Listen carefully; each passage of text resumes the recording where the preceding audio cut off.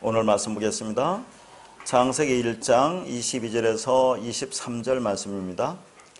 하나님이 그들에게 복을 주시며 이르시되 생육하고 번성하여 여러 바닷물에 충만하라. 새들도 땅에 번성하라 하시니라. 저녁이 되고 아침이 되니 이는 다섯째 날이니라. 오늘은 창세기 다섯째 날 네 번째 시간으로 다섯째 날의 말씀을 마치도록 하겠습니다. 자, 다섯째 날의 특징은 뭐라고 했습니까? 성경에서 가장 먼저 처음으로 복이라는 단어가 등장한다고 있어요. 자, 여기 보니까 하나님이 그들에게 복을 주시며에서 복을 주다가 이게 바라크라는 단어입니다. 근데 이 바라크라는 단어가 제가 그 복을 주다, 축복하다 위에 찬양하다라는 뜻도 있다고 했죠.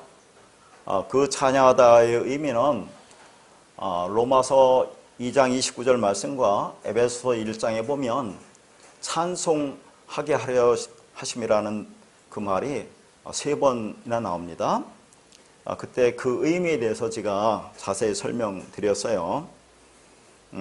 그런데 참 이게 성경이 어려운 것은 이 바라크라는 단어가 여기는 이제 복을 주다, 축복하다의 원래 뜻이에요. 근데 이게 저주하다의 뜻도 있다니까요. 어떻게 생각합니까? 바라크, 이 단어가 축복하다, 복을 주다라는 건데 이 뜻이 저주하다의 뜻도 있다는 것을 여러분 처음 들어봤죠? 그게 왜 그럴까? 이거 뒤에 가서 제가 결론적으로 말씀을 드리겠습니다. 자, 그런데 여기 보니까 하나님이 그들에게 복을 주었다고 하죠? 그러면 그들에게 복을 줬다는 것이거든요. 이게 이제 성경에 처음으로 복이라는 이 단어가 나오는데 여러분 관심이 많지 않습니까? 자, 성경에서 복이라는 게 도대체 뭘까? 이 얘기인데, 그러면 그들에게 복을 줬다고 하는 것을 지금 우리가 다섯째 날의 말씀, 문자대로 보면, 그냥 쉽게 보면, 지금 다섯째 날에 뭡니까? 물에 물고기들이 있죠. 하늘에 새가 있고, 또 큰 바다 짐승이 있습니다. 이것들에게 지금 복을 주었다는 얘기죠. 그러니까 그 뒤에 생육하고 번성하여 충만하라는 단어가 나오니까, 이러한 생물들이 많이 번식해서 수가 많아지게 하라라는 그런 의미로 우리가 들리잖아요. 하나님이 성경에 처음으로 복을 주시면서 우리가 생각하는 그런 물리적인 물고기나 새들에게 그렇게 복을 줬을까 하는 거죠.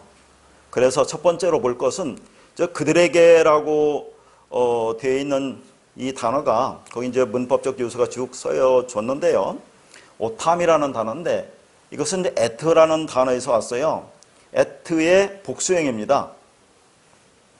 그러니까 이 에트라고 하는 것은 대격이라는 것은 목적격이고 지시대명사요. 그러니까 그것을 정확하게 번역하면 그들에게가 아니라 그들 자신을 이라고 해야 한다는 얘기죠. 이게 뭘까 하는 얘기죠. 그럼 여기서 그들은 누굽니까? 제가 지금 이 다섯째 날 앞부분에 3번을 말씀을 했는데 계속해서 똑같은 말씀을 했습니다. 지금 저 다섯째 날은 둘째 날과 짝이라고 있죠. 그 위물과 아랫물이 연합하여 하나가 되어서 보이지 않는 소망이 이루어졌어요.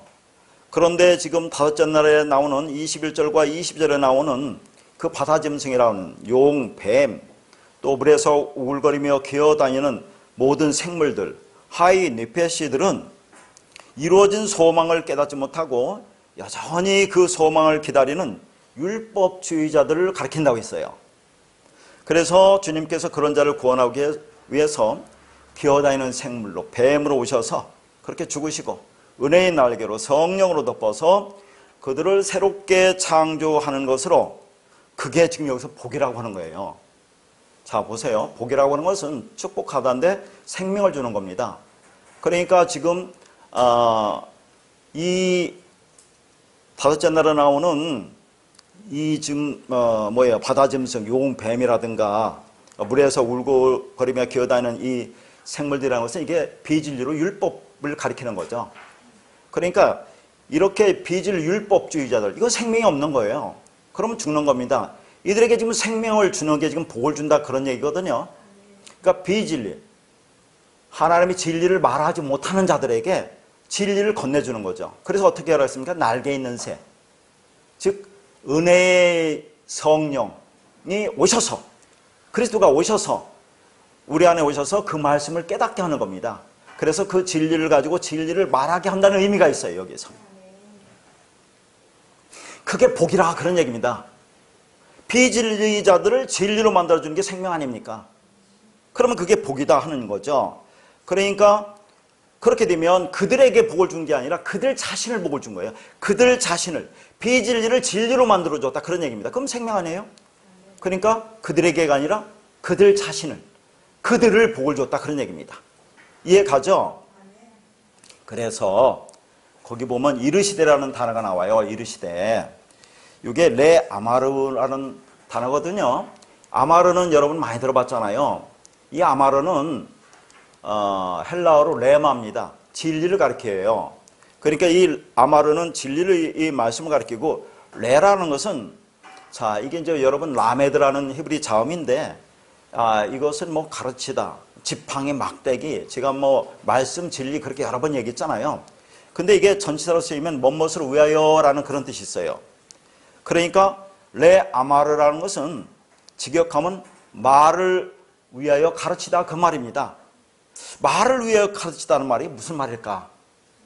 자, 그러니까 하나님께서 그들을 복을 주셨다는 것은 그들이 말할 수 있도록, 그러니까 여기서 아마르가 뭔가 진리죠. 진리 말을 할 수 있도록 하는 것이 복이다 그런 얘기입니다.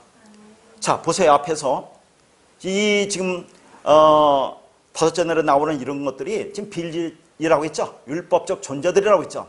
그러면 그들은 죽습니다. 생명이 없는 거니까. 자, 그들을 살리기 위해서, 그들을 창조하기 위해서 하나님이 영으로 온다고 했죠. 은혜인 날개로 성령으로 오셔서 그들에게 그 말 진리를 깨닫게 하십니다. 그럼 진리를 가지고 진리를 말하는 자를 만들어주는 거죠. 그게 복이다 그런 얘기입니다. 자, 그렇게 진리를 말할 수 있도록 하는 것이 지금 여기서 말하는 복이다 그런 얘기예요. 그러니까 성경 전체는 뭐에 관한 얘기라고 했어요? 말의 싸움이라고 했습니다. 이 세상은 쩐의 전쟁이지만 하나님 나라에서는 말의 전쟁이에요. 자, 어떤 말을 가질 것인가가 가장 중요합니다.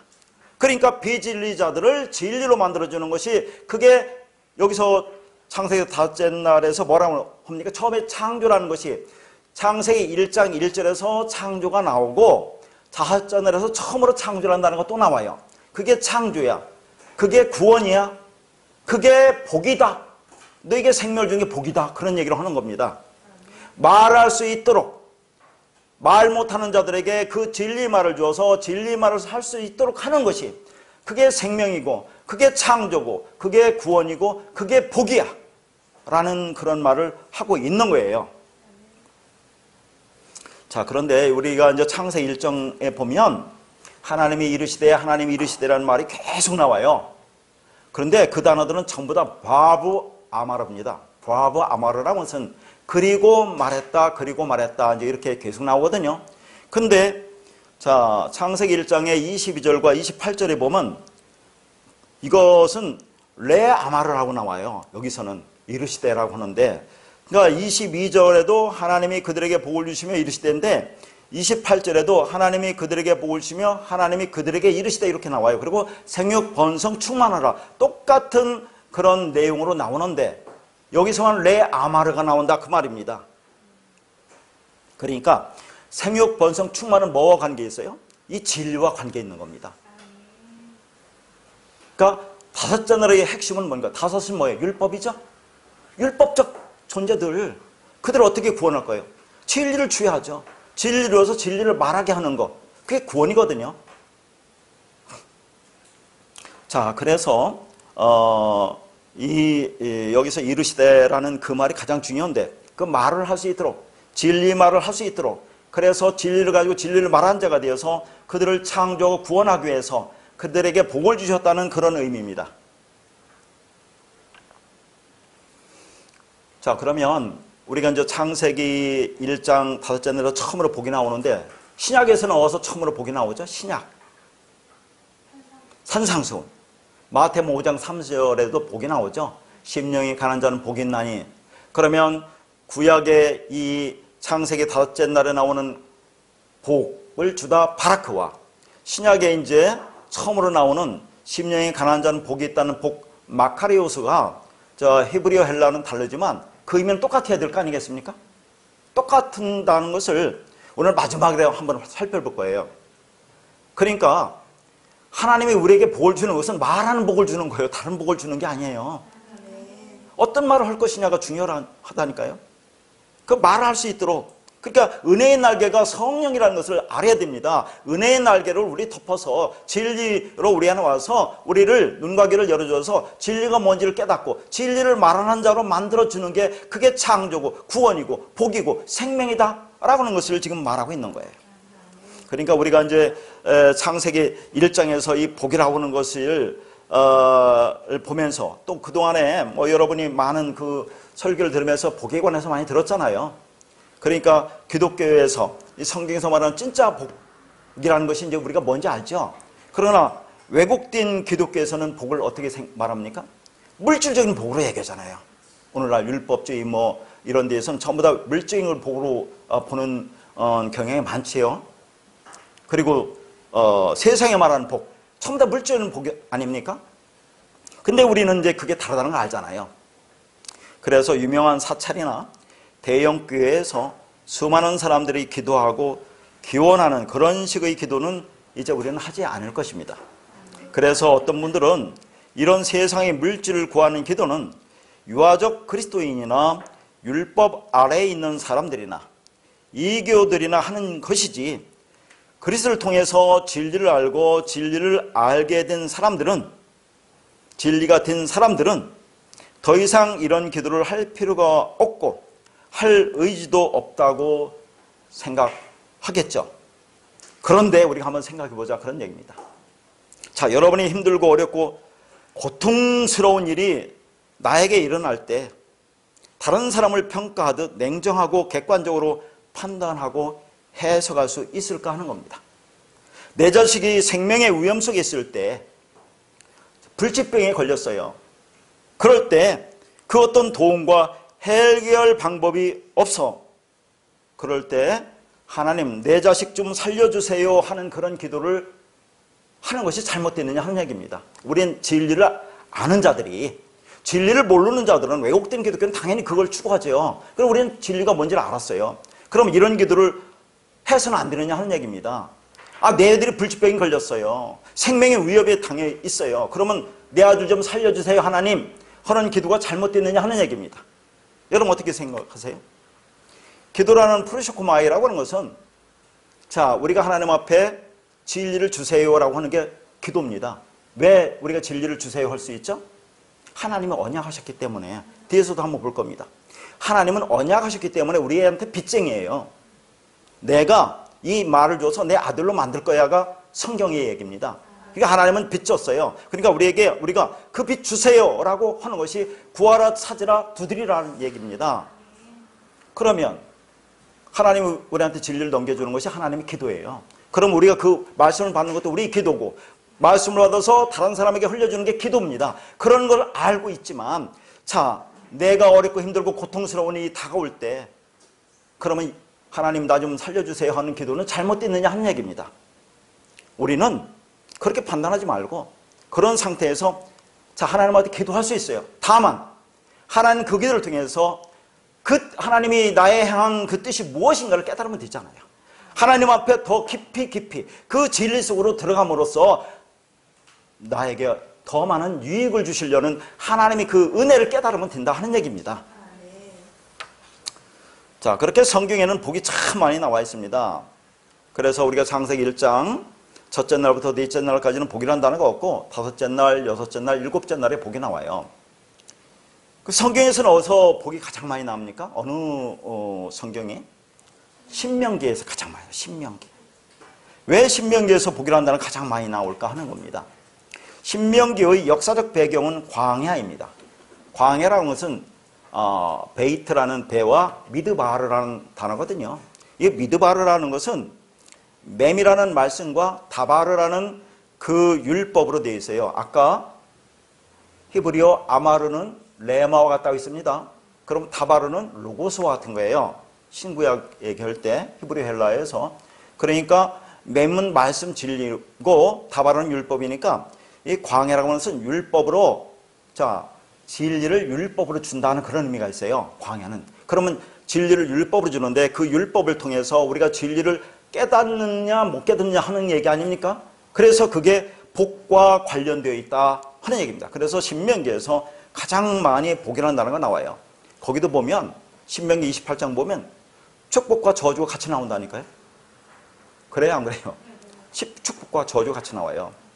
그래서 왜 복이라는 것이 저주의 의미가 있는지를 뭐 이 정도 하면 여러분 어느 정도 깨달을 겁니다. 왜 이 바라크라는 것이 저주가 있을까 하는 거예요. 자, 그런 의미를 갖고 말씀을 계속 보면, 자, 그러면 창세기 5장에 주신 복의 내용이 뭡니까? 생육하고 번성하여 여러 바닷물에 충만하라는 거죠. 그러니까 이 5째 날에 주신 복의 내용은 생육, 번성, 여러 바닷물에 충만하기 위해서 복을 주었다 하는 얘기입니다. 그런데 이 바닷물에라는 것을 보면 그냥 여기는 바닷물에라고 있지만 원어로 보면 바다들 안에 그 물들입니다. 그냥 바다에서 바다 짐승이 물에서 움직이는 모든 생물들이 많이 살아라가 아니라 바다들 안에서 그 물들을 충만하게 하라 그 말이에요. 그러면 바다들 안에 그 물들을 충만하게 하라는 것은 무슨 의미일까 하는 얘기입니다. 아까 복을 주면서 이르시되라고 했죠? 무슨 복이라고 했습니까? 말하는 복이라고 했죠? 말하는 복을 지금 주는 겁니다. 그러니까 여기서 생육, 번성, 충만이라는 것은 결국 말하는 그런 내용을 얘기하는 거예요. 자, 우리가 이제 그 내용을 계속 볼 텐데, 그러니까 5째 날의 복이라고 하는 것은 말하는 복이다. 무슨 말? 진리라는 말을 하는 복이다. 그것이 생육, 번성, 바닷물에 그 물들을 충만하게 하라는 그 말입니다. 바닷물 안에 그 물들을 충만하게 하라는 건 뭡니까? 바다라는 것은 뭘 가르쳐요? 성경에서 바다는? 이상의 바다는 율법을 가르치죠. 물이라는 건 뭡니까? 말씀 진리를 가르치죠. 항상 그렇습니다. 그러니까 세상이라는 바다에 진리가 가득하여 그 진리를 말하는 자가 되어라 그런 얘기예요. 이 말은. 자, 요나가 바다에 빠졌습니다. 그렇죠? 그 바다는 결국 자신의 깊은 시면을 상징하고 구체적으로 물고기 뱃속에서 그 태움을 경험한 겁니다. 우리는 이 세상의 바다, 율법의 바다에 빠져서 물고기로 살고 있어요. 어떻게? 꼬리 힘으로. 이게 5째 날의 우리 인생들의 모습이에요. 5째 날, 거듭 얘기지만 뭐예요? 율법. 이 세상은 바다, 율법의 바다에서 꼬리 힘으로, 율법의 힘으로 살아가는 것이 인생들의 모습이다. 5째 날의 인생들의 모습이다. 이들을 어떻게 구원할 것인가 하는 얘기를 하는 겁니다. 그걸 창조로 표현하고 복을 주었다고 얘기하는 거죠. 말하는 복, 진리를 줘서 진리를 말하게 하는 복, 그게 생육번성 충만하다라는 그런 의미예요. 그러니까 이것이 성전 밖에서 율법으로 살아가는 인생들의 모습이다 하는 얘기죠. 이런 자들에게 하나님이 복을 주었죠. 그 복, 바라크라는 것은 생명입니다. 그러니까 우리가 하나님을 복을 받는다는 것은 한마디로 하늘의 생명, 하나님 나라를 받는 것을 말해요. 그게 뭡니까? 성령이 임하는 거라고 했죠? 아까 성령이 임하니까 자, 우리가 진리를 깨닫고 진리가 되어 진리를 말하는 자가 되는 거죠. 그게 복이다 그런 얘기입니다. 그럼 우리가 그 나라가 되는 거죠. 여전히 우리 육체는 이 땅에 있지만 이미 하늘에 앉혀져 있다는 거죠. 그러면 복을 받은 자들이 생육하고 번성하여 땅에 충만하라는 것이 무슨 뜻일까 하는 겁니다. 자, 그럼 먼저 이미 말씀은 다 드렸어요. 생육, 번성, 충만이 뭘 말하는지? 진리를 주었죠. 그러면 진리를 깨닫고 진리를 말하는 자라는 것을 생육, 번성, 충만이라고 한다 그런 얘기죠. 그럼 먼저 생육이라고 번역된 단어가 파라라는 단어입니다. 파라. 이 단어는 열매를 맺다라는 그런 뜻이에요. 자, 그러면 어떤 열매를 맺으라는 것이냐 하는 거죠. 그럼 누가복음 6장 43절에서 43절과 45절만 읽을게요. 자, 못된 열매 맺는 좋은 나무가 없고 또 좋은 열매 맺는 못된 나무가 없느니라. 선한 사람은 마음에 쌓은 선에서 선을 내고 악한 자는 그 쌓은 악에서 악을 내나니 이는 마음에 가득한 것을 입으로 말함이라. 자, 성도가 맺어야 하는 열매가 뭡니까? 여기서 마지막에 마음에 가득한 것을 입으로 말함이라고 하죠. 그러니까 성도가 맺은 열매는 입에서 나오는 말이에요. 입에서 나오는 말. 그렇다면 지금 다섯째 날에 하나님이 생육하라, 열매를 맺으라고 하신 것은 무슨 말이냐 하는 얘기죠. 지금 우글우글거리며 기어다니는 하이 네피시들아, 바다의 물고기들, 탄닌들아, 뱀용들아, 자, 날개 있는 새로 진리를 깨달아 진리를 말하라는 그런 말입니다. 날개 있는 새가 뭔지 계속 말했죠. 우리에게 성령으로 오시는 그 성령에 의해서 자, 진리를 깨달아 진리를 말하라는 그런 의미예요. 그러니까 먼저 생육하라는, 파라는 열매를 맺다는 것도 결국 뭐예요? 진리를 말하라, 진리를 가지고 진리를 말하라는 그런 의미입니다. 자, 그러면 두 번째로 번성이라고 번역된 라바라는 단어는 이건 풍성하다, 넘치다, 성숙하다라는 의미 말로 쓰여요. 그런데 이렇게 보면 그러면 우리가 생각하는 번성, 풍성하다, 넘치다, 성숙하다, 뭐 그런 의미로 별 내용이 없잖아요. 이럴 때는 이걸 헬라어로 들어갑니다. 헬라어로 들어가니까 이 라바라는 단어가 페리소스가 돼요. 페리소스. 그러면 이 단어가 쓰인 말씀을 우리가 봐야 될 거죠. 요한복음 10장 10절입니다. 도둑이 오는 것은 도둑질하고 죽이고 멸망시키려는 것뿐이요 내가 온 것은 양으로 생명을 얻게 하고 더 풍성히 얻게 하려는 것이라. 주님께서 이 땅에 오신 이유가 양으로 생명을 얻게 하고 더 풍성히 얻게 하려는 거라고 해요. 그럼 풍성히 얻는다는 게 뭘까? 생명을 얻는데 풍성히 얻게 한다, 그런 얘기입니다. 그럼 지금까지 이 내용을 모른다 하더라도 풍성히 얻는다는 것은 진리를 말하는 것을 얘기한다고 볼 수 있겠잖아요. 그러면 봅시다. 자, 이 페리소스라는 단어는 차원이 다른 뜻으로 더 많이 써요. 차원이 다른. 그러면 차원이 다르다는 것 한번 생각해 보세요. 지금 계속 율법을 얘기하고 있죠? 율법과 차원이 다른 거니까 진리를 말하는 거지 않겠습니까? 그래서 마태복음 14장 20절입니다. 다 배불리 먹고 남은 조각을 12바구니에 차게 거두었으며 라고 나오죠. 뭐 이것은 어디에 나온 얘기입니까? 오병이어의 표적에서 나오는 얘기죠. 자, 오병이어의 표적의 현장에서 사람들이 먹고 남은 조각이 12이라고 하는데 거기 나문 있죠, 나문. 요 나문이라는 단어, 이 조각 앞에 있는 나문이라는 이 단어가 페리시오입니다. 페리시오는 페리소스랑 같은 말이에요. 똑같은 뜻입니다. 그러니까 페리시오가 페리소스에서 왔기 때문에 그렇습니다. 그러니까 이 단어가 차원이 다른 듯 그런 얘기예요. 그럼 무슨 얘기입니까? 그들이 떡을 먹고 남은 것이 12이라는 차원이 다른 그런 떡이다, 그런 얘기입니다. 그러면 왜 하필이면 12바구니를 거뒀을까요? 아니 10바구니도 있고 뭐 여러 바구니가 있을 텐데 왜 12바구니를 거뒀냐 하는 얘기입니다. 12는 아들이잖아요. 아들은 뭡니까? 하나, 진리를 가리키는 거 아니겠습니까? 그런데 그들이 그것으로 못 먹고 진리의 말씀으로 못 먹고 뭘로 먹었다? 조각으로, 율법으로 먹었다는 것을 보여주는 거죠. 그러니까 광야에서 하나님이 주신 떡은 차원이 다른 떡, 진리의 말씀이어야 한다, 그런 얘기예요. 그러니까 계속 성경은 율법과 진리를 대조하는 거죠. 율법과 차원이 다른 건 뭐겠어요? 진리지. 그러니까 오병이어의 표적에서 보리떡 5개가 표적, 세메이온이라고 하는 것은 그들이 먹은 떡을 어떻게 먹느냐에 따라서 은혜라는 약속과 멸망이라는 심판을 포함하고 있었다는 그런 말입니다. 그러니까 그 떡을 단지 육신을 배부르게 하는 그 떡으로 알고 계속해서 그걸 달라고 하는 자들, 즉 그 표적인 떡 안에 담겨있는 그 약속으로서의 내용을 보지 못하는 자들은 그 자체가 심판입니다. 그러니까 이 요한복음 6장에 뭐라고 나옵니까? 내가 하늘에서 내려온 생명의 떡이라고 하는데 그들은 이걸 육신의 떡으로 알고 그 떡 찾아서 예수님 찾아오는 거 아닙니까? 그럴 때 나는 하늘에서 내려온 생명의 떡이라고 얘기를 한다는 얘기죠.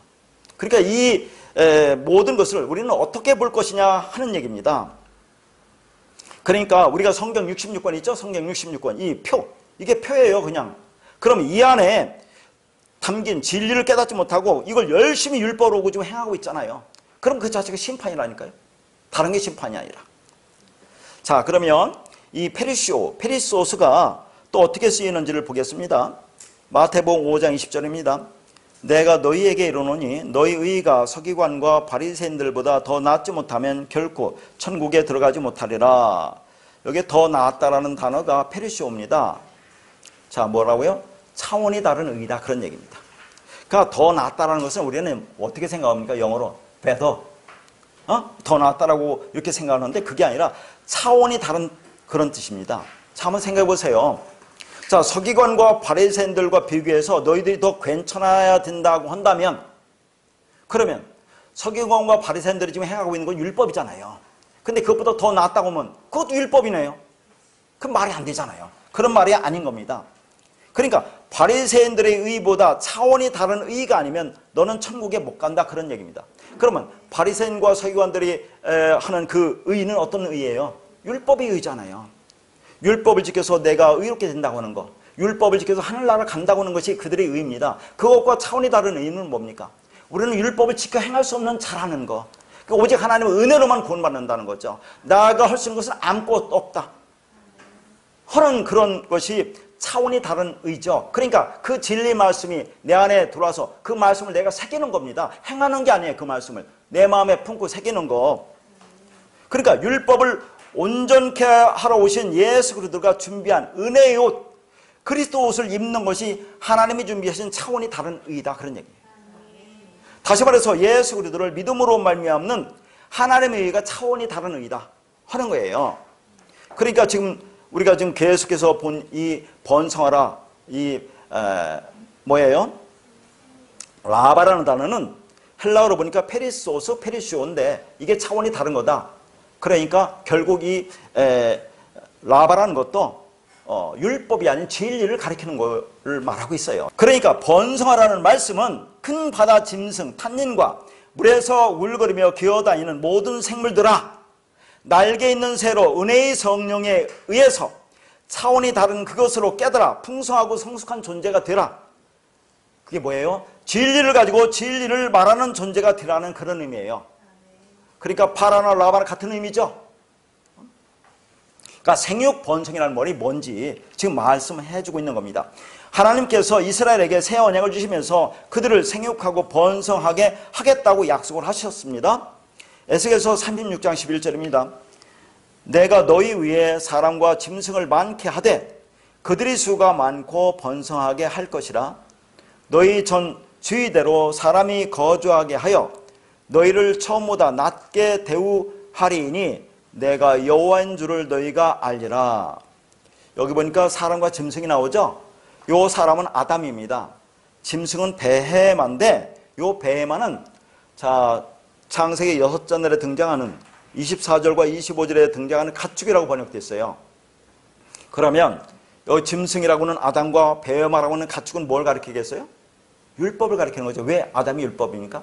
이 아담이 어떻게 돼야 완성되죠? 아담이 돼야 돼요. 그 사람, 그게 완성해야 되는데 여기는 아담이라고 했기 때문에 이 아담은 붉은 아담, 죄인 아담, 율법이 아담을 가리키는 거예요. 그러니까 이들에게 뭐예요? 많게 하되 수가 많고 번성하게 할 거라, 그런 얘기죠. 수가 많고 번성하게 할 것이라는 단어가 또 여기는 수가 많다는 것을 라바라고 했고 번성하다는 것을 파라로 했어요. 막 그냥 뒤죽박죽인데 어쨌거나 파라 라바입니다. 생육하고 번성하라는 말과 똑같아요. 그러니까 이 말씀은 가축, 짐승과 아담을 생육하고 번성시켜서, 생육 번성이 뭐라고 했습니까? 진리를 주어서 진리를 말하게 한다는 거죠. 그렇게 해서 짐승, 율법은 진리로, 아담은 하아담으로 만드시겠다는 그런 내용이에요. 그리고 이제 마지막에 그 복을 주는 내용이 새들도 땅에 번성하라로 끝이 나죠. 오늘 창세기 본문에 자 복을 주는 내용이 새들도 땅에 번성하라로 끝이 납니다. 그 새라고 하는 것은 오프, 성전, 율법이라고 있죠. 왜 새가 율법이고 성전입니까? 자, 이 새는 어디서 왔다고 했죠? 산에서 왔다고 했어요. 자, 산. 그러면 그 산은 무슨 산이에요, 이게? 오르스라는 건데, 오르스 오면 자, 예루살렘 성전이 산 위에 있다고 있죠? 높은 산에 있기 때문에 그 산을 보라 하면 예루살렘 성전이라고 있습니다. 율법이 성전. 여기서 온 것이 그 새라는 단어예요. 오르니스. 뭡니까? 성전의 둘레에, 그러니까 겉에 새의 날개가 그렇게 그려졌어요. 그래서 성전에 보면 새가 날아가는 것 같이 보이기 때문에 새 해도 그것도 율법의 성전을 가리킵니다. 여기서 온 것이 하늘이에요. 하늘. 우라노스. 그러니까 하늘도 두 종류가 있어요.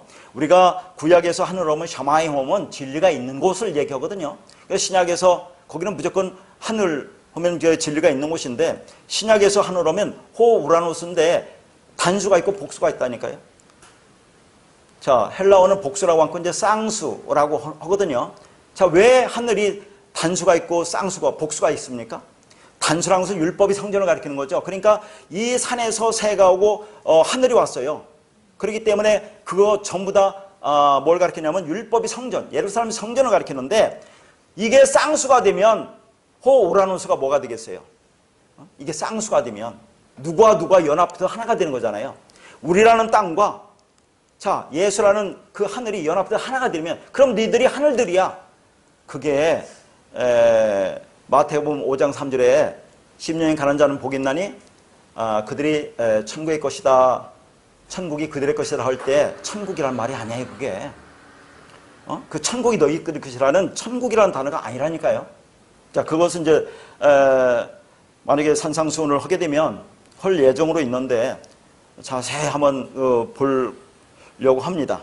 그러니까 여기서 새라는 것은 율법 성전을 가리키는 거죠. 그러니까 새는 그 땅이 뭐라고 했습니까? 지금 얏바사, 마른 땅이라고 했죠. 좋은 땅, 생명의 땅, 진리의 땅, 새하늘과 새 땅에서 다른 차원의 것으로 라바로, 번성아가 라바라고 했죠. 다른 차원의 것으로 존재하라 그 말입니다. 진리를 가지고 진리를 말하는 존재가 되라. 그러면 그게 복이고 생명이야. 전부 다 그 얘기를 하고 있는 거예요. 다른 말로 그 새로 아래의 것으로 준 성전으로, 자, 차원이 다른 것으로 깨달아 알으라고 있죠. 그걸 율법을 가지고 진리를 깨달아 알아. 그것을 말하는 자가 되고 그것을 이 땅에서 풍성하게 흘려주는 것, 그게 여기서 번성하다, 라바입니다. 그러면 그게 충만이다 그런 얘기예요. 충만. 생육 번성. 그렇게 되면 그게 충만이야. 충만이라고 번역된 단어가 말레라는 단어인데 이건 완성하다, 온전한 것으로 가지다 그런 얘기죠. 그러니까 말레 충만이라고 하는 것은 자, 그게 생육하고 번성하고 파라라바, 진리를 가지고 진리를 말하는 자. 그러면 그게 온전한 거야? 그게 하나를 가진 거야? 그게 독생자, 모노게네스야, 아들이야, 그런 얘기를 하는 겁니다. 그러니까 다시 말해서 그가 하나 진리를 가지고 진리를 말하는 자다 하는 거예요. 그러니까 전부 다 생육, 번성, 충만이라는 것이 다 똑같은 말이죠. 그게 말하는 복이라고 했어요. 말하기 위해서 레아마르. 자, 말 못하는 자들, 우리가 율법을 가진 자들은 말 못한다고 그래요. 뒤에서 보겠지만 우리가 율법을 가지고 율법을 하는 것은 그들은 말한다고 하는데 하나님 그는 말 못하는 자라고 합니다. 그렇게 말 못하는 자들에게 진리를 주어서 성령임에서 그 말을 주어서 말을 가지고 말을 하게 하는 자, 그게 성경의 복이고 그게 창조고 그게 구원이고 완성이고 생명이라고 말씀을 하고 있는 겁니다. 그러니까 여기서 전부 다 그 말을 하고 있는 거죠. 그러니까 다섯째 날의 다섯은 뭐라고 해요? 다섯 율법은 하나님께서 아래의 물속으로 던져주신 그 모형들을 가지고 차원이 다른 하늘의 것으로 갖고 그것을 말하라는 약속이에요. 그것을 말하라는, 진리를 말하라는 약속인 것입니다. 그래서 이제 우리가 다섯째 날의 다섯이 뭔가, 그냥 다섯째 날의 다섯이라는 그 단어가 하마슈인데 그냥 그거 보면 다섯째, 다섯 뭐 이런 식으로 되어 있기 때문에 도대체 무슨 말인지 몰라요. 그럴 때는 히브리 자음을 파자를 한다고 그래요. 파자. 자, 그 하마시라는 단어가, 다섯이라는 하마시라는 단어가 히브리 자음 5개로 됐어요. 히브리 자음은 오른쪽에서 왼쪽으로 읽는다고 했죠. 그러니까 순서가 헤트, mem, 요드, 쉰, 요드 이렇게 됐어요. 헤트라고 하는 것은 이건 죄를 가리키는 겁니다. mem은 늘 말씀드린 말씀 진리, 요드라는 것은 손으로서 넘겨주다 그런 얘기예요. 이 쉰이라는 것은 분석하다 그런 얘기고 요도는 넘겨주다 하니까 이것은 뭐냐면 맨 말씀을 죄로 넘겨주다, 죄가 뭐예요? 율법으로 넘겨주다. 그런 얘기. 율법으로 넘겨주는데 분석하여 넘겨주다. 그런 얘기다. 분석된 말은 진리를 가리키는 거죠. 그러니까 결국은 내가 너희에게 율법을 주는데 그 안에 진리를 담아줄게. 그게 다섯째 날의 얘기예요. 진리를 담아주는데 너희들이 그걸 깨닫지 못하지. 하나님의 영 성령이 오셔서 깨닫게 하셔서 그 말을 가지고 말을 하는 자로 만들 거야. 그게 복이지. 그게 창조다. 라고 얘기를 하는 거예요. 그게 생육번성 충만하라 하는 얘기입니다. 그래서 예수님께서도 아래의 다섯을 넷으로 설명해 주는데, 그렇죠. 그 넷을 하나 사랑으로 읽어내면 그게 넷으로 완성된다고 했죠. 그러니까 넷은 진리로 완성되는 거다. 그런 존재를 뭐라고 했어요? 하늘의 별들, 코카부라고 했잖아요. 그러니까 우리가 새하늘과 새 땅 거룩한 성 예루살렘이라고 해서 네모 반듯하다고 있잖아요. 정사각형 사로 완성된 거야. 그럼 네가 새하늘과 새 땅, 네가 성전으로 완성된 거야. 그들을 코카부라고 있잖아요. 코카부가 언제 나와요? 넷째 날에 나와요. 넷. 그러니까 넷이야. 그런 얘기를 하는 겁니다. 그러니까 창세기 7날의 이 창조 이야기는 각각을 다 완성입니다. 7번 똑같은 말을 반복하는 거죠. 이게 다른 말을 하는 게 아닙니다. 똑같은 말을 7번 반복하는 완전한 완성을 얘기하는데 그 7이 전부 다 연결되어 있어요. 하나. 그러니까 그리고 말하다 계속해서 하나로 연결되어 있어요. 여러분 팔복이라고 나오는 것도 자 복이 8개라는 얘기 아닙니다. 다 같은 거 하나로 얘기하는 거예요. 성경은 모든 게 하나입니다. 모든 걸 하나로 보라 그런 얘기예요. 그러니까 계명의 10이라는 것도 하나고 11조라는 것도 하나예요. 전부 다. 하나님 진리를 가리키는 거죠. 우리는 그렇게 보라 그 말입니다. 그러니까 다섯 율법이 생육하고 번성해서 충만하게 되면 진리로 말하는 자가 되면 그게 별이 되고 그게 넷으로 전해지는 거다 하는 얘기입니다. 그 별들이 세상을 비추면 그걸 사랑이라고 하는 거죠. 그러니까 생육하고 파라, 번성하다, 라바, 충만하라, 말라에 라고 하는 것은 단순히 숫자가 증가하는 번성한다는 말이 아니라 이 아랫사상에서 부정한 것으로 율법을 상징하는 그 아래의 다섯 큰 바다 짐승, 용, 뱀, 공중의 새, 아래의 물에서 우울거리며 기어다니는 넷볕이더라. 진리를 깨달아 진리를 가지고 진리를 말하라는 그런 말입니다. 이렇게 하나님이 다섯째 날을 살고 있는 인생들에게 무엇을 복으로 주셨냐면 말하는 복을 주었어요. 진리를 말하는 복을 주신 겁니다. 성경 전체 진리에 관한 얘기예요. 하나님은 영이고 말씀이라고 해서 말입니다. 말, 진리. 그걸 복으로 주면 우리가 생명 아닙니까? 영원한 생명. 그래서 성경에서 물소리는 말소리라고 합니다. 많은 물소리가 성전에서 흘러나오죠. 많은 말소리가 흘러나옵니다. 그 말소리를 내가 안으로 들어야 돼요. 진리의 말씀으로 들어야 돼요. 그래서 우리를 성전으로 만들어 가시는 것이 하나님의 창조 사역이고 성전 밖에서 성전 안으로 들어가는 과정이 첫째 날부터 7째 날로 설명하시고 있는 거죠.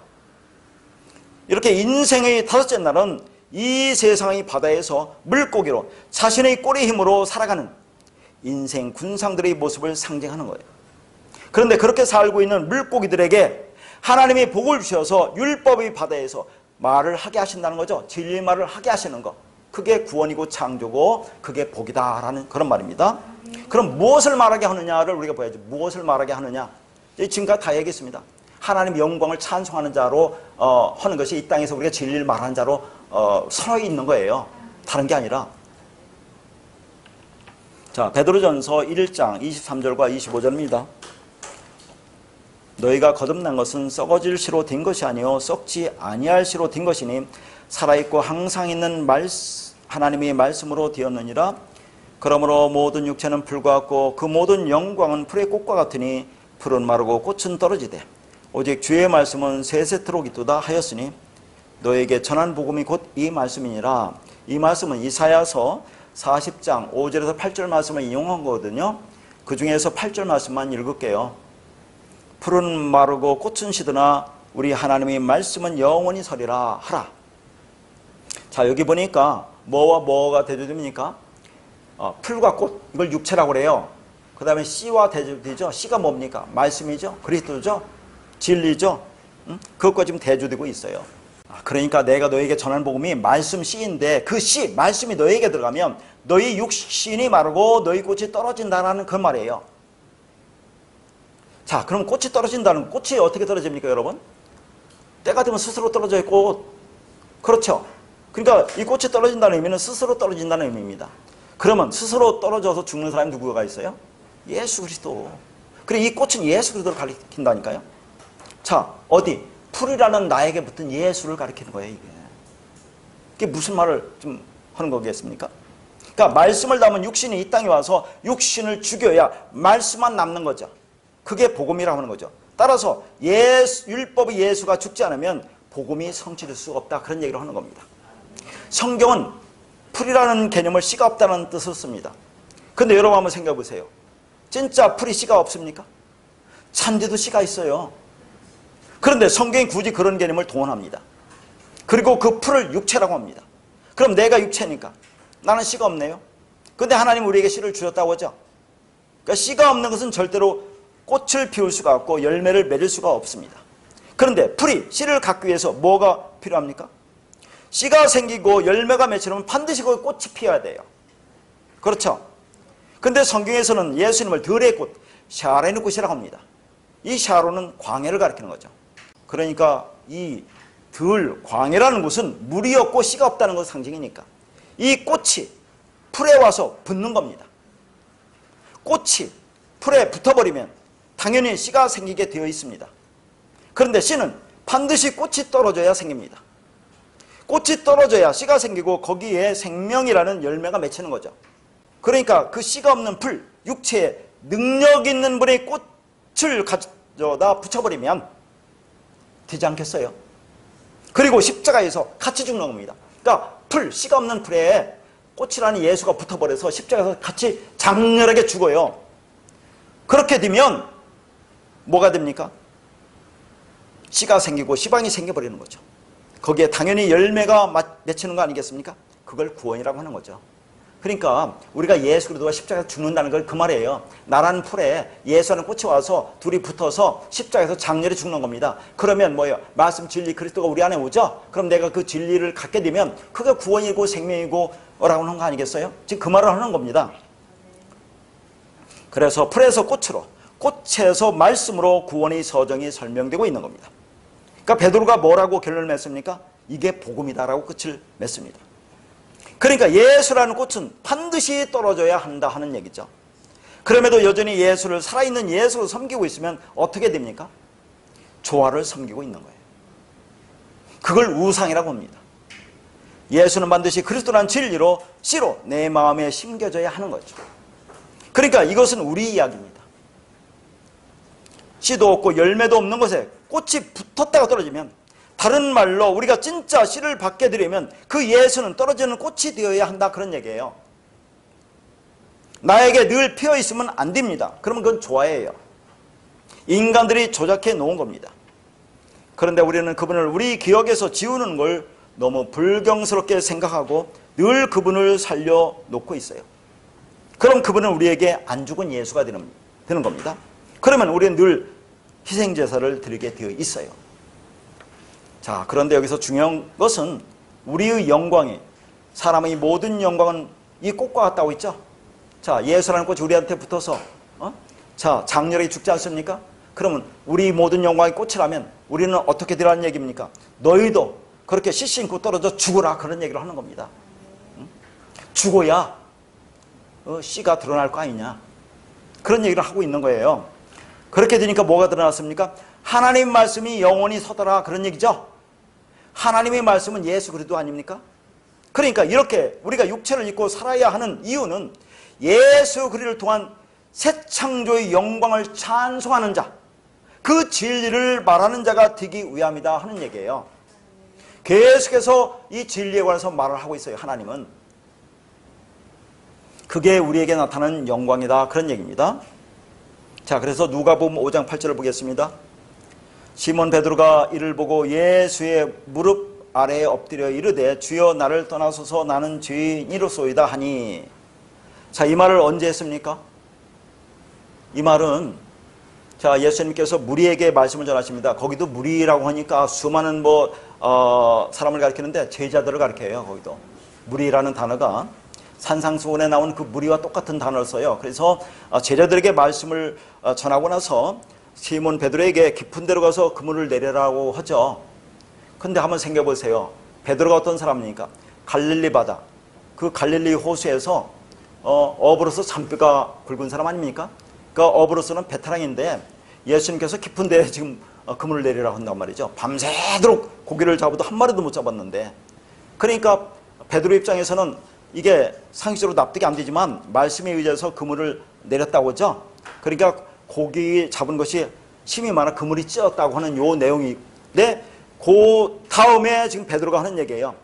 주여 나를 떠나소서 나는 죄인이로소이다 하는 얘기입니다. 자, 깊은 바다에 지금 그물을 내렸다는 건 뭡니까? 우리 쉬면, 우리 태움, 이 깊은 곳에 자, 하나님의 말씀이 들어왔다는 얘기예요. 자, 그리스도의 말씀이 내 안에 떨어지면, 나의 쉬면 깊은 곳에 그물이 던져지면 바다에서 꼬리 힘으로 살고 있는 물고기인 나, 이게 창세기 5째 날을 얘기하는 겁니다. 나가 그물에 잡혀 올라오는 겁니다. 성전 밖에서 그리스도 말씀이 들리니까 자신의 시면의 기쁨, 태움의 기쁨을 보게 된 거죠. 이게 5째 날의 복이다, 그런 얘기입니다. 그러니까 말씀이 우리 안에 떨어질 때, 내 안에 깊은 시면, 그 태움 속에 이 말씀이 떨어지면 우리가 어떻게 깨달아요? 창세기 1장 2절을 말했죠. 내가 혼돈, 공허, 흑암이라는 걸 깨닫는다는 얘기죠. 나는 아무것도 아니구나. 나는 한마디로 nothing, 빵이구나. 그렇게 깨닫는 거죠.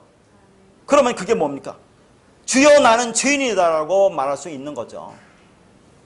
그러니까 푸른 마르고 시드는 꽃처럼 내 육체, 나라는 존재가 내 힘으로는 생명을 낼 수 없다는 자각을 신약에서 죄인으로 표현하고 있다, 그런 얘기입니다.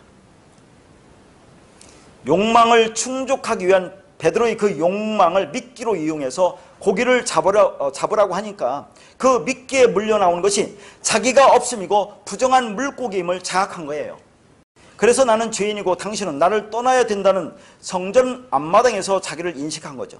그게 복이다, 그런 얘기입니다. 그러니까 내 안에서 들어와서 흘러나가는 것이 복이다 하는 얘기입니다. 내 안에서 뭐가 들어와요? 말씀이 들어와서 이 말씀을 깨닫고 내 안 속에 있는 나라는 존재가 밖으로 흘러나가는 것, 그게 복이다 하는 얘기죠. 그래서 바울이 뭐라고 합니까? 받는 것보다 주는 것이 복이라고 하는 겁니다. 내 안에 들어와서 내게서 흘러나가는 것, 물처럼 흐르는 것, 그건 한마디로 말입니다. 자, 여러분 존재는 어디에 살아요? 여러분이란 존재는 어디에 삽니까? 언어 안에 삽니다. 존재는 말 속에 산다, 그런 얘기예요. 그러니까 존재의 집이 언어라고 하는 거죠. 말이 우리를 살게 하는 집이다, 그런 얘기입니다. 그래서 우리가 어떤 말을 하느냐가 어떤 존재인지를 증명하는 거예요. 그래서 성경의 복은 말하는 복이다 하는 얘기입니다. 말을 못하면 어떻게 됩니까? 속이 터져 죽습니다. 성경에서 속이 터져 죽은 사람이 가룟 유다예요. 나무에 목매어 땅에 떨어져 창자가 터져 죽었다고 하는데, 자, 이게 뭘 가리키는 거죠? 이 5째 날, 자, 내가 누구라는 걸 깨달으면 여섯으로 들어가죠. 그래서 여섯이 뭡니까? 사람 하담으로 완성돼요. 그렇지 못한 자의 상태가 이렇게 말 못하여 속이 터져 죽는 겁니다. 5째 날, 자, 내가 율법이라는 존재라는 것을, 즉 뭐예요? 하나님 말씀 진리가 내 안에 들어서 나를 깨닫게 해서 내가 진리를 말한 자가 되면 여섯으로 넘어간단 말이죠. 여섯은 뭡니까? 거기서 하담으로 완성되는 것, 사람으로 완성되는 게 나오잖아요.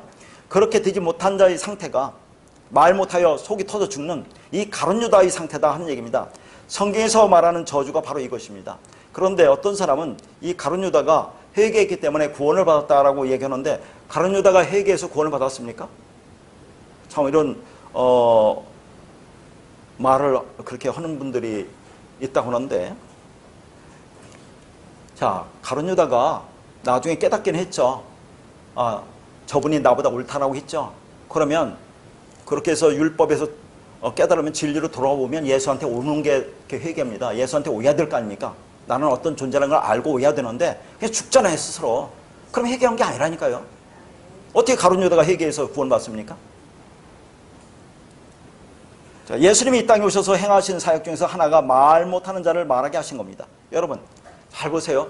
말 못하는 자 하고 듣지 못하는 자가 같아요, 틀려요? 말 못하는 자, 듣지 못하는 자가 성경은 헬라어나 히브리어나 똑같은 단어 써요. 그게 우리도 마찬가지잖아요, 이 땅에. 그 진리를 얘기한다니까요. 여러분, 벙어리, 왜 벙어리입니까? 귀머거리, 듣지 못해서 벙어리가 되는 거예요. 근데 성경은, 자, 이 말 못하는 자는 듣지 못하는 자, 귀머거리와 벙어리를 똑같은 단어로서 나타낸다니까요. 이게 한나라예요. 오늘 이걸 보려고 하는 겁니다. 자, 그러니까 말 못하는 것은 밖에서 소리가 들리지 않으니까 말이 안 나오는 겁니다. 어떤 소리가 안 들려요? 진리 소리가 안 들리니까. 율법은 다 들리잖아요. 그래서 진리 소리가 안 들리니까 그 진리 말을 못한다 그 말입니다. 그러면 말하는 것이 복이라면 그 복의 전제는 먼저 들리는 겁니다. 그래서 듣는 자가 복이 있다고 표현한 거죠. 그러면 듣는 것은 그 진리를 인식하는 것이고 말하는 것은 그 진리를 표현하는 겁니다. 자, 그래서 예수님이 이렇게 말 못하는 사람을 고쳐준 것을 한번 보겠습니다. 마태복음 9장 32절에서 33절입니다. 그들이 나갈 때에 귀신 들려 말 못하는 사람을 예수께 데려오니 귀신이 쫓겨나고 말 못하는 사람이 말하거늘 무리가 놀랍게 여겨 이르되 이스라엘 가운데서 이런 일을 본 적이 없다 하되. 자, 여기서 말 못하는 사람, 이거 귀신 들린 사람을 말 못하는 사람이라고 하죠. 그러니까 말 못하는 사람을 지금 예수님이 말 못하는 사람을 고쳐서 말하게 한다 그 말이에요. 그러니까 아까도 말했지만 말 못하는 사람이 뭐라고 있어요? 자, 들리지 않으니까 말 못하는 거죠. 뭘 들리지 않습니까? 진리가 들리지 않으니까 진리를 말하지 못한다 그 말입니다. 그게 귀신 들린 거예요. 그러니까 예수님께서 그에게 진리 말을 넣어줘서 말을 하게 하는 것이 그 귀신을 쫓겨나게 한다 그 말이에요. 이게. 그러니까 예수님이 말 못하는 사람을 고쳐줬다는 것은 혀를 치료해 말하는 기능을 회복해 시켜 주었다는 말이 아니라 예수가 전해주고 싶은 그 진리의 말씀을 넣어주었다 그 말입니다. 그래서 진리를 깨닫게 해주었다는 말이죠. 그러니까 이제 말한 자가 된 겁니다. 그러면 그 진리는 어디서 나온 거예요? 진리는 어디에서 나온 겁니까? 앞에서 보았던 그리스도의 영원한 말씀은 어디에서 나왔습니까? 시들은 풀, 떨어진 꽃에서 열매시 마심이 나왔잖아요. 그러니까 자, 나라는 육체 안에 그 말씀이 들어가서 내가 깨달으면 거기에서 진리가 나온다는 그런 얘기를 하는 겁니다. 내가 없음이라는 말은 하나님은 있다, 존재하다는 말이죠. 없는 나를 통해서 하나님은 있는 겁니다. 그러니까 진리는 내 육체의 삶 속에서 나온다 하는 얘기죠. 그게 하나가 될 때 진리가 되고 복음이 되는 거죠. 나는 없음이라고 나를 자랑하는 것이 중요한 것이 아니라 없음이라는 나로 말미암아 있음이 된 하나님을 나타내는 것이 중요하지 않겠어요? 이게 진리를 말하는 자라니까. 진리를 말하는 자. 지금 진리가 들어오니까 이런 말을 한다 그 말입니다. 우리는 말 끝하면 나는 없는 자야, 없음이야 라고 넣어서 무슨 의미가 되느냐는 얘기죠. 내가 배설물이라고 하는 것은 이 배설물이 전제가 된 그 생명이 있다는 것을 바울은 말하고 있는 거예요. 자, 창세기 49장 25절입니다. 네 아버지 하나님께로 말미암나니 그가 너를 도우실 것이요 전능자로 말미암나니 그가 네게 복을 주실 것이라. 위로 하늘의 복과 아래로 깊은 샘의 복과 젖먹이는 복과 태의 복이로다. 이게 무슨 말이냐면 야곱이 요셉에게 유언하는 그런 장면이에요.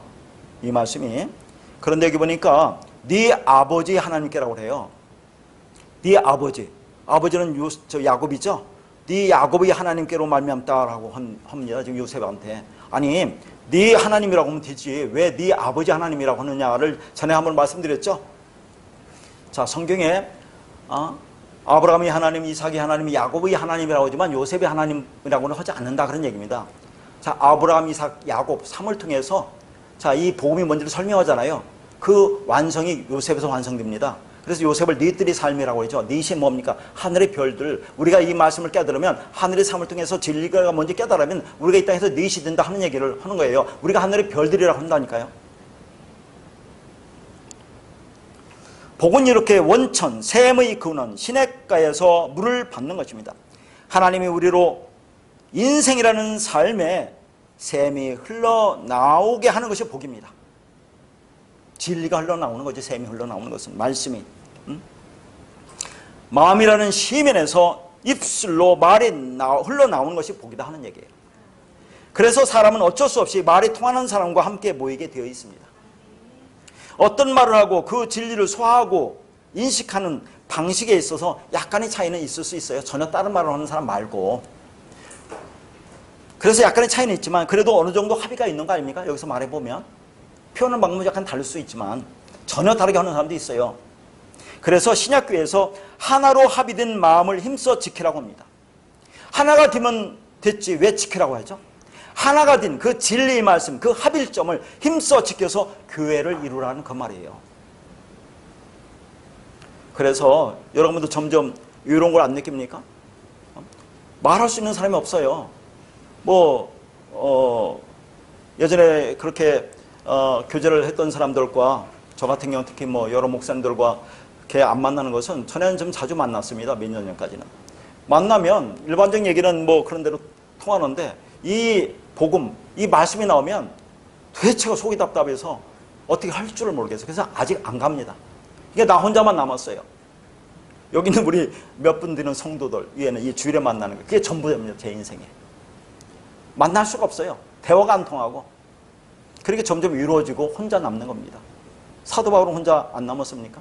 예수님도 혼자 안 남았어요? 제가 그렇다는 게 아니라 여러분도 이 말씀을 가지면 도대체가 말이 통하지 않으니까 만나고 싶지 않지 않아요? 자, 그러면 아까도 말씀드렸지만 우리가 구약에서 처음으로 나온 복, 창세기 1장 5째 날, 그러면 신약에서는 예수님의 산상순, 마태복음 5장 3절에서 처음으로 복이 나오거든요. 그럼 이 말씀과 같이 비교해서 보겠습니다. 그럼 신약에서 말하는 복은 어떤 복인가 하는 것을 보는 거예요. 마태복음 5장 3절입니다. 심령이 가난한 자는 복이 있나니 천국이 그들의 것이며, 그렇게 했네요. 자, 심령이 가난하다는 자는 복이 있다는데 심령이 가난하다는 것이 무슨 말일까 하는 겁니다. 어떻게 된 것이 심령이 가난할까요? 이것을 어떤 사람들은 법정 스님이 무수유라는 개념으로 받아들입니다. 아니, 기독교를 불교와 이렇게 같이 섞어서 받아들인다니까요. 불교동 세상 종교는 철저하게 율법이에요. 그런데 기독교는 진리입니다. 어떻게 율법과 진리를 비교할 수 있겠어요? 응? 말씀을 문자대로 겉으로 드러난 대로 율법으로 보니까 기독교가 다른 종교와 잘 구분이 되지 않고 비슷하게 가고 있는 겁니다. 보세요. 기독교, 오늘날 기독교가 다른 종교에 뭐 차이점이 있나? 구별하는 점이 있어요? 똑같아요. 거의 차이점이 없습니다. 그럼 무슨 그게 기독교입니까? 이걸 깨닫지 못한다니까, 이걸. 이 답답한 현실을. 그렇게 태어났어요, 우리가. 그렇게 율법적 본성 가지고 그 양심이라는 거 갖고 다 그게 맞겠지? 모든 종교가 같이 가고 있다니까. 그러면 기독교가 다른 종교와 차이점이 뭐가 있어요? 다른 게 아무것도 없지 않습니까? 착하게 살아라, 선하게 살아, 좋은 일 많이 하라, 죄 짓지 마라, 훌륭한 사람들아. 그것은 이 땅의 사람이 당연히 해야 될 일입니다. 초등학교 교과서에 나오는 윤리 도덕적인 내용 아니에요? 저 아프리카 미개인들도 잘하고 있는 그런 내용들 아닙니까? 그걸 성경에다 굳이 써놨다고 생각하는 그 사람들의 생각은 도대체가 알 수가 없어요. 그러니까 이 말씀을 듣고 이게 무슨 말씀이라고 깨닫는 것이 이것만큼 복된 게 없습니다. 이건 생명이기 때문에 그렇습니다. 자, 그러면 여기에서 마태복음 5장 3절에서 처음으로 나오는 단어가 뭐냐면 복, 마카리오스입니다. 그러니까 성경에서 가장 중요한 단어가 히브리어나 헬라어나 가장 먼저 나와요. 그러니까 여기서 지금 말하고자 하는 것은 복이 가장 중요하다, 그런 얘기입니다. 예수님께서 지금 산상순에서 복이 가장 중요해. 근데 복이 무엇인지를 지금 설명하고 있는 거죠. 심령이 가난하다고 있죠? 심령이 가난하다고 있는데 그 심령이라는 단어가 호프뇰하고 가난하다는 것이 호프트코스입니다. 이 푸트코스는 많이 들어봤을 거예요. 근데 이 심령이 이제 호프뇰한데 한번 생각해 보세요. 이 푸뇰화가 뭔지 알죠?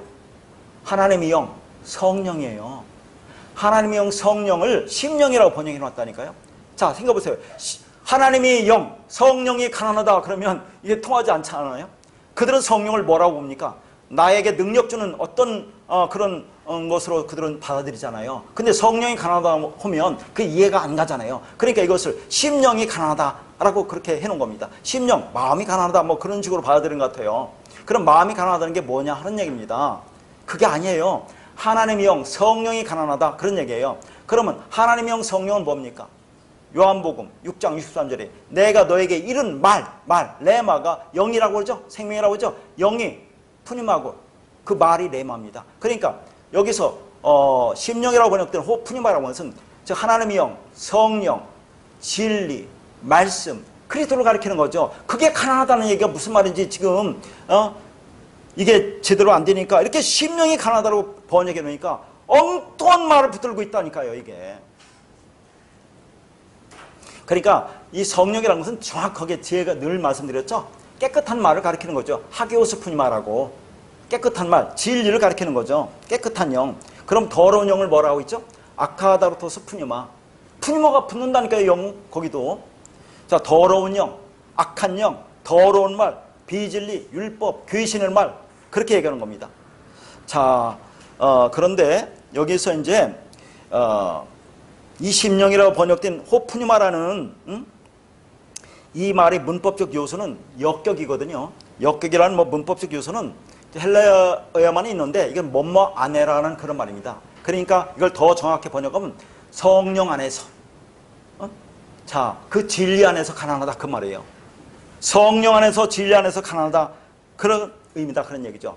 그러면 여기서 가난하다는 푸트코스는 영적인 가난한 건 잘 알죠. 왜냐하면 물질적인 가난이라는 단어가 있습니다. 페네스라는 단어가 물질적인 가난이라는 단어가 있기 때문에 여기서 푸트코스는 영적인 가난이다 그런 얘기를 하는 거예요.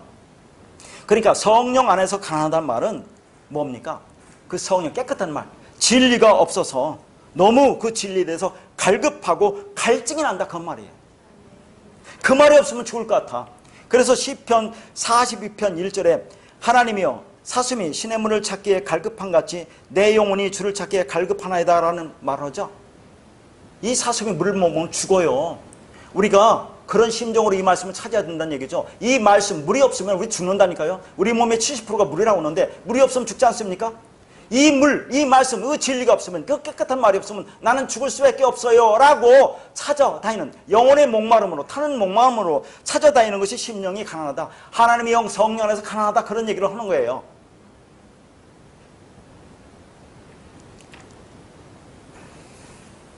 그러니까 복이라고 하는 것은 그 말씀, 그 진리, 성령에 대해서 갈급함을 느끼는 겁니다. 우리가 그 말씀을 듣고 진리가 되어야지 지식으로 알아서 무엇하겠습니까? 진리에 대한 타는 목마름으로 나와서 그 말씀을 듣고 진리가 되는 겁니다. 그래서 예수님께서 산상순에서 처음으로 말한 그 예수님이 산상순에서 처음으로 말한 것이 복에 대해서 얘기했죠. 복이 가장 중요하다 그런 얘기입니다.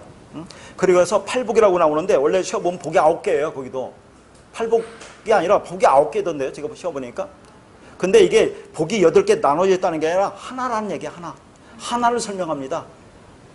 창세기 7날의 언약이 7개라는 것을 따로따로 얘기하지만 그건 다 하나라는 얘기예요. 하나로 다 연결되어 있습니다. 그게 전부 다.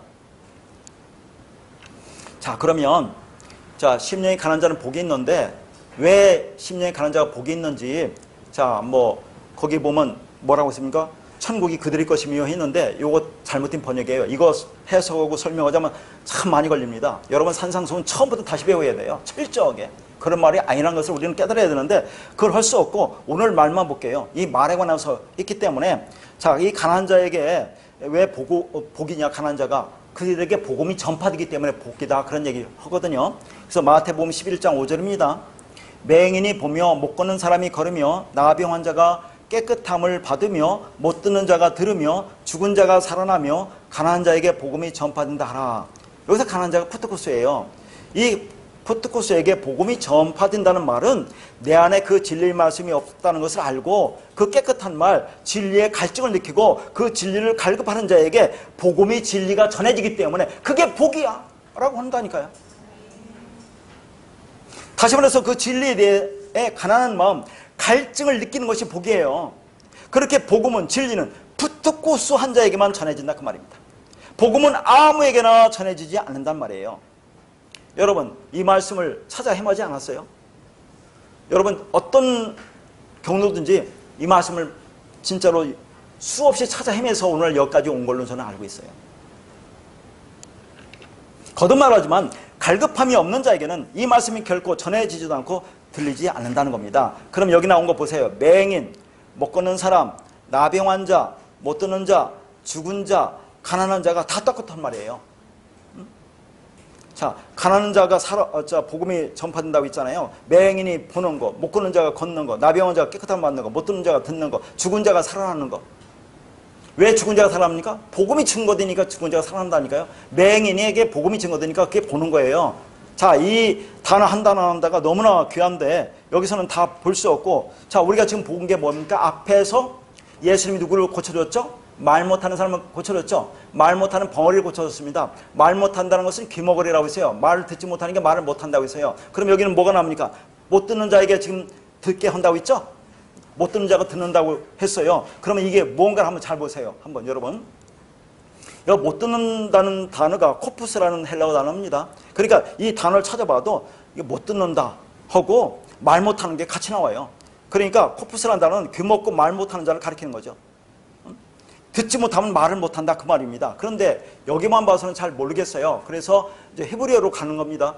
히브리어에 가면 이 말 못하는 자, 듣지 못하는 자가 헤렛이라는 단어거든요. 이 헤렛이라는 단어가 하랏이라는 단어에서 왔습니다. 이 하랏이라는 단어를 찾아보니까 색이다, 궁리하다, 벙어리가 되다, 귀먹다, 벙어리가 되다, 귀먹다 똑같이 나와요. 근데 중요한 것은 이 단어가 색이다, 궁리하다라는 뜻이 있어요. 한번 생각해 보세요. 지금 귀머거리, 벙어리가 그 단어가 똑같은 것이 색이고 궁리하다와 똑같대요. 이게 무슨 말입니까? 이런 걸 대충 해서 되겠어요? 뭘 새겨줬습니까? 하나님이 율법을 돌비에 새겨줬어요. 율법을 돌비에 새겨주는데 이걸 잘 모르니까 하나님이 궁리해서 잘 만들어서 세워준 것이 성전입니다. 그러니까 성경에서 새기고 궁리한다는 것은 율법과 성전을 가리키는 거죠. 다시 말해서 하나님이 율법을 주시면서 돌비에 새겨주셨고 그걸 모양으로 세워주는 것이 성막이고 성전입니다. 그런데 이걸 귀머거리, 벙어리라고 한다 그 말이에요. 이게 무슨 말입니까? 하는 거죠. 그러니까 율법을 보이는 모양으로 성전으로 세워주신 그때부터 그 성전은 말을 합니까? 말 못합니까? 성전은 아무 말도 못하는 벙어리가 된다니까요. 그래서 첫 번째 성전이 뭡니까? 말 못하는 성전으로 율법이 성전을 주잖아요. 이 땅에 보이는 성전으로. 두 번째 예수님 말하는 성전으로 온다고 하잖아요. 지금 두 번째 예수님 말하는 성전으로 와서 지금 진리를 전해주고 있는 겁니다. 예수님이 진리를 전해주는데 자, 뭘 담고 왔어요? 육으로 왔죠? 율법으로 왔죠? 근데 그 안에 그리스도라는 진리를 담고 왔어요. 그러나 예수님이 전해주는 그 말은 그게 율법입니다. 그런데 그걸 진리로 깨달아 알게 하는 것은 성령이 와야 깨닫게 하는 거예요. 그래서 성령이 온 이후에는 이 말씀이 제자들이 알았다고 하는 겁니다. 제가 여러분한테 전하는 것은 이게 진리 말씀입니까? 율법이에요. 근데 여러분이 제가 전하는 그 내용, 저와 같은 내용을 담는 것은 이 안에 성령이 여러분 깨닫게 해주는 거죠. 변화시켜서 깨닫게 해주는 거예요. 바꿔서. 근데 엉뚱한 말을 하는 사람은 다른 말을 못 알아듣는 겁니다. 제가 전해주는 말을. 뭐 똑같게는 아니도 비슷하게는 나오게 될 거 아닙니까? 그러니까 자, 하나님이 보이지 않는 하나님을 어떻게 설명할 방법이 있습니까? 율법으로 새겨주었고 성전을 만들어줬어요. 그게 하나님 이걸 보고 나를 깨달아라? 그런데 그 성전이 말을 못하잖아요. 말을 못하니까 진리 말을 못하잖아요. 율법은 말을 해도 진리 말을 못하니까 우리가 진리 말을 들어요? 못 들어요? 우리가 진리 말을 못 듣죠. 그러니까 우리가 진리 말을 못 들으니까 우리가 벙어리가 되는 거라니까. 말을 못하는 자가 된다니까요. 우리가 비진리가 된다고 하는 겁니다. 그러니까 여기서 말하고자 하는 것은 하나님이 그렇게 보이는 것으로 말 못하는 성전을 주었으면 우리가 뭐라고 해야 돼요? 하나님, 나는 들리지 않네요. 난 즉 말 못하는 자입니다. 그렇게 할 때 하나님이 우리에게 들어와서 성령을 임해서 말하는 자로 만들어주고 듣는 자로 만들어준다는 게 복음이에요. 근데 나 들려요. 나 말할 수 있어요. 오늘날 수많은 사람 그렇게 하잖아요. 이게 무슨 말인지 다 알고 있는데요. 나 진리가 뭔지 깨달았는데요. 그들은 모르는 겁니다. 그게 심판이에요. 그러니까 우리가 성전에 가서 열심히 신앙생활을 하는데 그 성전은 벙어리라 말을 하지 못합니다. 그럼 우리는 듣지 못하니까 벙어리가 되는 거죠. 다시 말해서 새긴 것은 율법이니까 율법밖에 알 수가 없어요. 눈에 보이는 성전은 율법으로 진리를 말해주지 못하는 벙어리니까 우리가 진리를 듣지 못해서 기머거리죠. 그러니까 진리를 말하지 못하는 벙어리가 된다는 의미가 담겨 있는 거지. 이게 그냥 볼 말이 아니라는 얘기입니다. 이 성경을.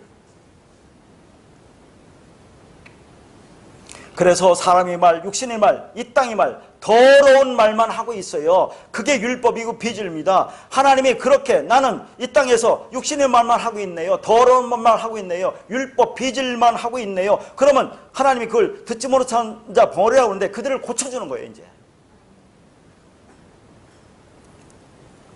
그래서 주님은 그 말 못하는 성전 앞에서 그 안에 진리를 담고 말하는 성전에 오셔서 진리를 전해주는 것이 산상수입니다. 그래서 귀가 열려서 그 말을 알아듣고 그 말하는 자가 비워야 하는 거죠. 근데 제자들은 그 말을 알아듣지 못했다고 했죠. 그건 예수가 아직 죽고 성령은 오지 않았기 때문에 그렇습니다. 그래서 사도행전을 보면 성령이 임한 이후에 제자들이 예수를 보고 그리스도라고 고백을 해요. 예수를 그리스도라고. 그래서 다 그렇게 연결되는 겁니다. 그래서 이 산상수훈 보세요. 전에 말씀드렸죠.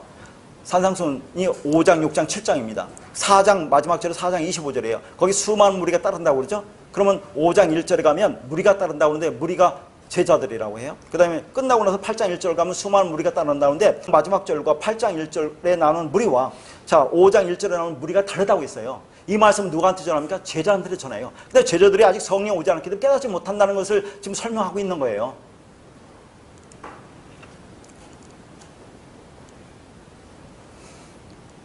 그러니까 그리스도가 성령에 임하지 않고서는 우리는 말 못하는 자 벙어리가 될 수밖에 없습니다.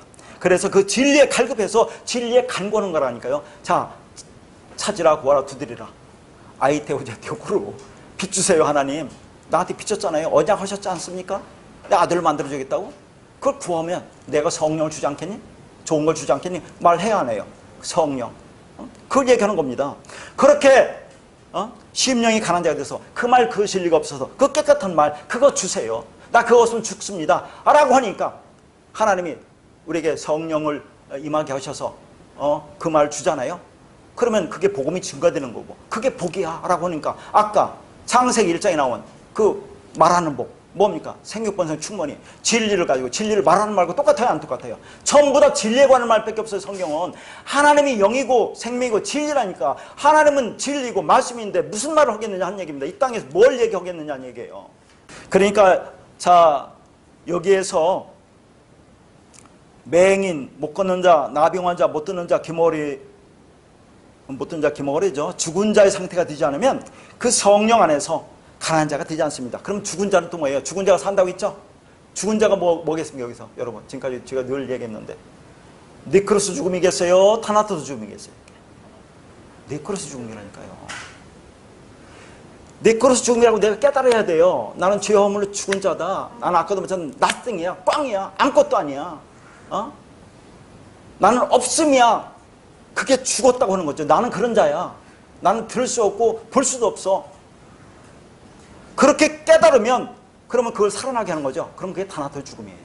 말씀이 완성이 돼서 넌 죽었다. 그러면 그 타나토의 죽은 자들을 첫 번째 부활이라고 한다니까요. 그들은 두 번째 사망의 해를 받지 않는다고 그래요. 우리는 두 번째 사망이 없습니다. 첫 번째 사망은 뭡니까? 죄 허물로 죽어서 이 땅에 온 거예요. 이게 첫 번째 사망이에요. 그래서 그게 뭔지 깨달으면 우리가 두 번째 사망 없고 그게 첫 번째 부활이라고 한다니까요. 성경이. 여러분 이 말씀 깨달으면 첫 번째 부활이라고 한다고 그렇게 얘기를 하는 거예요. 그런데 오늘날 교회 다닌다고 하는 수많은 사람들은 도대체 성경이 무엇을 말하는지에 대해서 궁금해 하지도 않고 알려고도 하지 않고 갈급해 하지도 않습니다. 그러나 내가 어떠한 상태에 있는지를 알고 그 진리를 추구하는 것이 복입니다. 그러니까 복의 시작은 그 진리, 성령에 대한 갈급함으로 시작되는 거죠. 그래서 그 첫 번째 복으로 이렇게 심령이 강한 자가 나오는 거죠. 첫 번째 복으로. 그 진리에 대한 갈급함. 내가 진짜 그게 없으면 나는 죽는다는 것을 아는 것이 복의 시작이다. 그런 얘기입니다. 그런데 그 복, 바라크가 축복하다의 뜻과 저주하다의 뜻도 있다고 했죠. 이제 이해가 가죠. 왜 축복하다와 저주하다의 뜻이 같이 있는지. 하나님은 보이지 않는 진리를 보이는 율법을 주셨어요. 하나님은 항상 둘로 줍니다. 여러분 보세요. 모든 게 둘이에요. 자, 둘로 주십니다. 하나를 통해서 다른 걸 깨달으라는 얘기예요. 그러니까 하나님이 이 땅에 율법을 주셨습니다. 근데 율법을 보고 그대로 행하면 그게 저주가 된다는 얘기예요. 근데 율법을 통해 진리를 깨달으면 그게 축복이다. 그래서 이 복, 바라카라는 단어 안에 축복과 저주가 같은 뜻이 있는 겁니다. 신명기 28장 보면 축복과 저주가 같이 나오잖아요. 그러니까 깨닫지 못하면 그게 저주야. 이제 바라카라는 단어 그게 쓰여 있어요. 바라카라는 단어를 찾아보면 축복하다, 저주하다 이런 뜻이 있다니까. 찬양하다, 다양하게 나오는 거죠. 의미를 알겠죠? 무슨 말인지. 그러니까 율법을 그냥 율법으로 보고 행하면 그게 저주가 되고 그 율법을 통해서 그 안에 담아놓은 진리를 알면 그게 복, 바라크, 생명이 되는 겁니다. 자, 그렇게 다섯째 날은 둘째 날과 짝이죠. 다섯째 날 아래물에서 울거리는 샤라츠, 기어다니는 생물, 하이 네페시들과 궁창이 새 성전과 큰 바다 짐승들인 우리가 은혜의 날개인 성령에 의해서 의임을 진리를 알게 되면, 자, 둘째 날과 짝입니다. 둘째 날 궁창 아래의 물로 궁창 위의 물을 알게 되면, 그게 뭐라 해서 둘째 날이 쉐니 짝이라고 있죠? 그게 언약이 성취되는 거다 하는 겁니다. 그러면 그게 복이죠. 그렇게 하나님이 우리에게 주신 말하는 복으로 진리를 우려내는 삶, 진리를 말하는 삶, 하나님이 호몰로게오로 살아가는 그런 삶이 되기를 바라겠습니다.